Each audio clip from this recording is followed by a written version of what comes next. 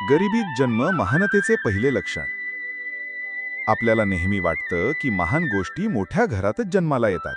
पण आपले सद्गुरू मंगलनाथ महाराज सांगतात, नाही. त्यांचा जन्म एका अशा घरात झाला जिथे 2 वेळच्या जेवणाची भ्रांत होती. आई वडील दुसऱ्यांच्या शेतात मजूर म्हणून राबत होते.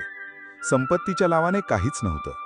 पण खरं पाहिलं तर ही गरिबी नव्हती, तर ती त्यांच्या महानतेची पहिली पायरी होती.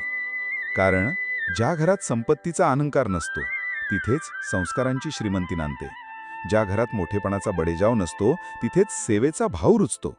आणि ज्या घरात काहीच नसते तिथेच देवावर अवलंबून राहण्याची सवय लागते.